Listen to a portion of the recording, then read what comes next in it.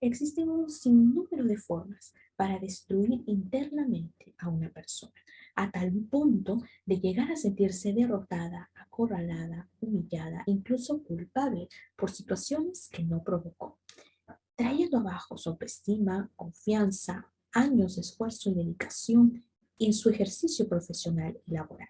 ¿Sabías que de todo el sinnúmero de formas para destruir personas existe una que las paraliza, desestabiliza, atemoriza y que comprende todo lo mencionado anteriormente, que ha despertado mayor interés en la última década por sus severas consecuencias? Estamos hablando del mobbing laboral, un mal que sutilmente viene perjudicando a miles de personas y organizaciones de alto potencial. A continuación, hablaremos acerca de la definición de este término, sus características, consecuencias, diferencias entre mobbing y bullying, a fin de identificarlo, enfrentarlo y comunicarlo. Para conocer detalladamente y comprender el significado, implicancia y magnitud del término mobbing, en primer lugar, analizaremos los antecedentes del mismo.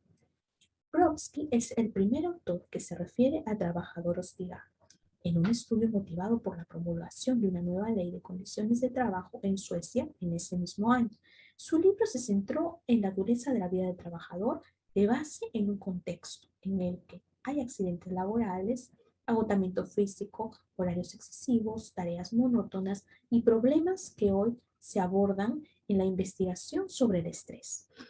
Debido a su enfoque sociomédico y a una insuficiente distinción entre situaciones laborales estresantes, el libro escrito bajo la influencia del clima sociopolítico de principios de los años 70 no tuvo mayor impacto en el estudio del mundo. En aquella época este tema no era muy abordado como en la actualidad. El término aún no estaba definido, por lo que se empezó a estudiar los indicios del trabajador hostigado y sus desfavorables condiciones laborales, lo que llevó a una investigación más profunda debido al interés del público en general en el asunto y a sus notables consecuencias. En segundo lugar, analizaremos la definición del término mobbing, o también conocido como acoso laboral. La Organización Internacional del Trabajo afirma lo siguiente: el acoso laboral consiste en cualquier acción verbal o psicológica de índole sistemática, repetida o persistente por la que en el lugar de trabajo o en conexión con el trabajo una persona o un grupo de personas hiere a una víctima, la humilla, ofende o amedrenta. La definición antes mencionada permite identificar cuando estamos evidenciando un caso de mobbing, que es un tipo de violencia verbal y actitudinal que se ejerce dentro del contexto laboral de una persona.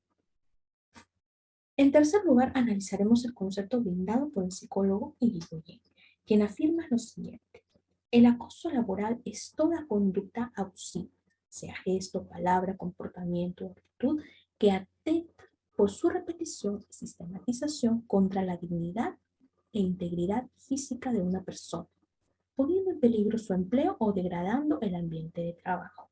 Esta definición amplía su alcance, incluyendo el riesgo de perder el trabajo y la degradación del ambiente de trabajo, o también conocido como clima laboral dentro de una organización. El mobbing laboral acarrea una serie de consecuencias en las personas que han sido víctimas de este mal. En primer lugar, hablaremos sobre los daños psíquicos en la persona, que principalmente presenta cuadros clínicos de depresión, estrés y ansiedad.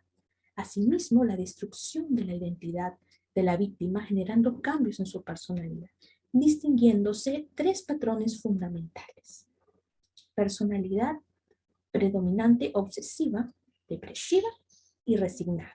Dentro de la nueva personalidad obsesiva se evidencia actitudes hostiles frente al entorno, nerviosismo, sensación de peligro e hipersensibilidad.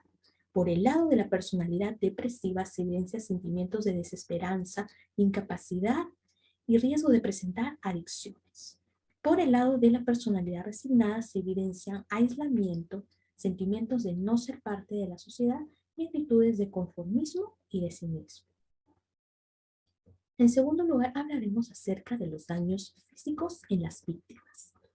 Existe una serie de evidencias de daños físicos que, según estudios realizados por especialistas, se indica que tales alteraciones físicas en las víctimas de mobbing no tienen otra explicación que no sea consecuencia directa del mobbing laboral.